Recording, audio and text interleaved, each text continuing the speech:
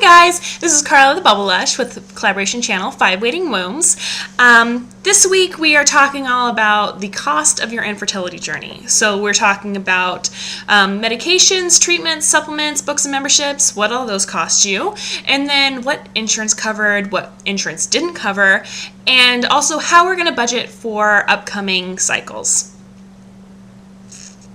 Yeah. Okay, so, I did that again. Look, make it purple. Match my shirt. Okay. I have this binder that I started a year ago, and it's my fertility binder. It's got a lot of paperwork because I did a lot of research and I printed it all out like a good little girl, and now I've killed 5 trees and I haven't updated this since June, so yeah. It's because I outgrew it. I need to get a bigger binder. I totally need a different binder. In it, though, because I'm a nerd, I nerd out, and I made a spreadsheet. This is what my spreadsheet looks like. Okay, so we got date, and then what I bought, the category, like books and doctor visits, medicine, and like testing, and then I put 3 columns: my cost, the actual cost, and the insurance company cost. And then I have some total spent by category. Okay, so I have purchased in the past year probably 20-25 books on infertility. I've spent probably a little over $100. I buy most of them at like Goodwill, off Craigslist, used from Amazon.com, so most of them were less than like $7 a book. And if I had bought them full price, they would have been like $17 a book. So the information is still the same even if somebody has read it before you, so I'm fine with secondhand books. So that was about $100 on 20 books. I also spent about $10 on a basal body thermometer, which is probably the best investment ever. I've used it just about every morning for over a year, and it's really given me a lot of insight into my cycle. So I think the best $10 I've spent has probably been my basal body thermometer. Now we're getting into my medication. I have a prescription chewable prenatal vitamin. My copay is $10 for a month's supply, and if I didn't have insurance, it would have been $20.50 for 30 tablets. So not that bad. Clomid, with my insurance, 50 milligrams of Clomid costs $9, and 100 and 150 milligrams of Clomid costs $10. Without insurance at Target, it would have cost between, I think it was $16 and $24 a cycle. So really, really affordable.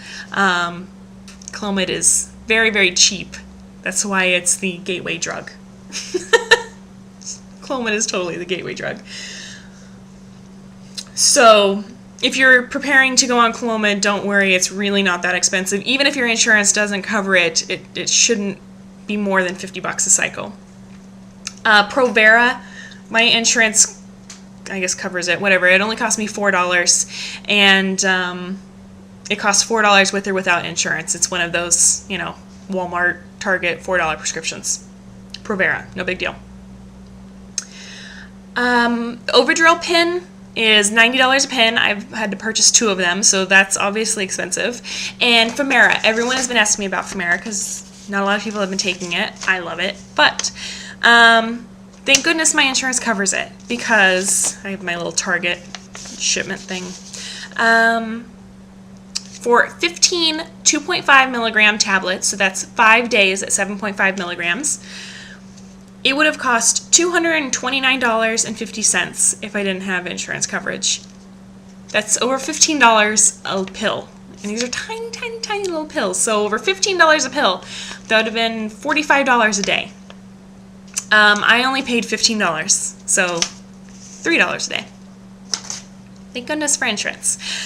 The big ticket items were, I paid $300 for my initial consultation with my reproductive endocrinologist, and I paid $110 for my husband's semen analysis, and I think our IUI cost about $250. However, my husband's talking to the billing department at the clinic because my insurance supposedly covers 6 IUI cycles. So we're trying to get them to pick up that tab as well. Why not? Now, if you backtrack back to like January, when I realized that something was probably up, I probably did have PCOS, and I went to my general practitioner. She, most of you probably didn't watch my videos back then, but I'll catch you up. She had me go for a transvaginal and a pelvic ultrasound, and she also had me do some blood work. So through my general practitioner's office, the blood work I had done cost $15. However, if I didn't have insurance, it would have cost $300.